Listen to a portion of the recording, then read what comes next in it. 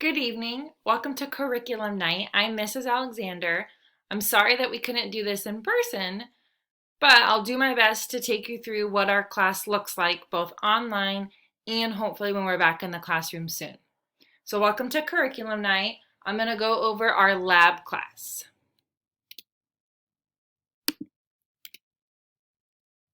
So first things first is tech help, especially while we're doing online learning. The technology is so important. So if you or your student run into any problems with technology, this could be something on the iPad's not working, the iPad itself broke, there's a problem with Schoology or their email or anything else having to do with the technology they need for class, Zoom, please email our techs at ims.techs@mercerislandschools.org because in that way all of our techs will get the email and they'll be able to get back to you as soon as possible. All right, so the main point of this lab class is to work on your students' IEP goals.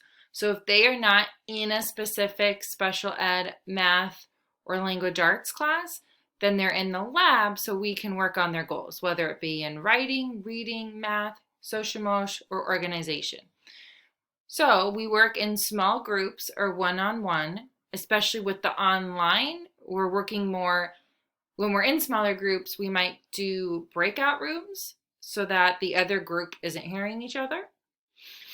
We also use the general education curriculum when appropriate, and we add in supplemental curriculums when appropriate. So some we do for fluency, our rewards for fluency. We use Jane Schaefer paragraphs for writing, which is how they also teach our writing in the gen ed. So we're using the same language with writing. Sometimes we do articles of the week, which can cover fluency, comprehension, writing, social motion. It can cover all of those great goal areas. And then we also have some different math programs that we use if your student has a math goal. So once our goal work is done, then students get the chance to work on homework. We try to prioritize their homework as it relates to their IEP goals. So if your student has a math goal, then we try to do their math homework if there's extra time. If they have a reading or writing goal, we try to really focus on their language arts, social studies, maybe even science homework when there's time. We also, a big one is to track missing assignments as those work on executive functioning skills for all students. So in our labs, all students are required to keep a planner of some sort. While we're doing the online learning, I've created a Google Docs planner for all of my students in the lab. It also has a schedule at the top, which I've asked them to hyperlink their Zoom class links to their schedule. So they just have to go to this one document and they can follow it for all of their classes. So if it's first period on Monday, they would click on that link and it would take them to their Zoom class. Because I know all those links, it can be a lot to organize. The importance with also keeping track of their assignments is sometimes students will often complete an assignment, but then forget to turn it in. So keeping track of them on a planner, whether it's the digital one I made them, if they make their own digital copy, or if your student prefers to write it down by hand in a paper planner, that is totally fine too. But I want to see some evidence that all students are keeping track of their assignments in a planner. So that's what we're going to spend Mondays really going over in lab while we're doing this online learning.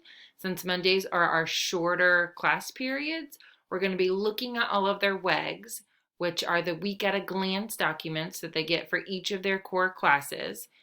And we're going to be writing down their asynchronous activities, which are the activities they do outside of those Zoom classes, and those have due dates. So we're going to be keeping track of those, making sure students know what is expected of them for the week.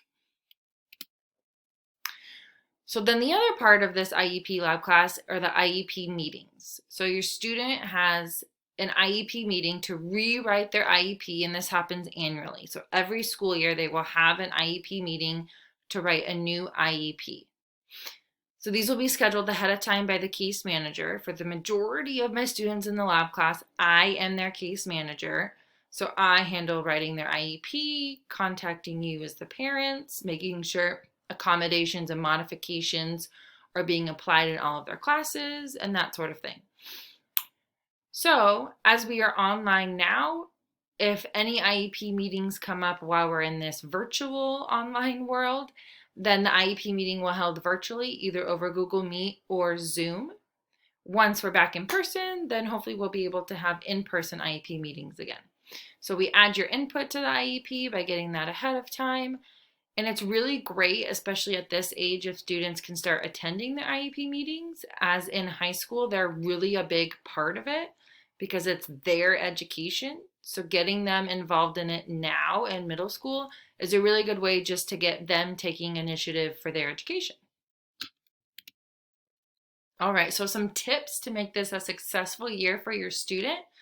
So knowing really the difference between Skyward and Schoology. So Skyward, I would suggest checking at least once a week. That is where you can see your students' grades, and that is where the missing assignment list will pop up. So assignments that have not been turned in. So teachers are required to update Skyward bi-weekly. So every 2 weeks, it should be updated with new assignments and missing assignments. Missing assignments that have been turned in may still show up as missing until the teacher goes back into Skyward and physically takes that missing tag off of that assignment. Also checking then Schoology, we suggest that you check Schoology daily for homework. So that is where the WAGs, the week at a glance documents, are going to be posted or on Schoology, as well as all the materials or assignments they're going to need will be posted on Schoology. So Schoology should be checked probably multiple times a day.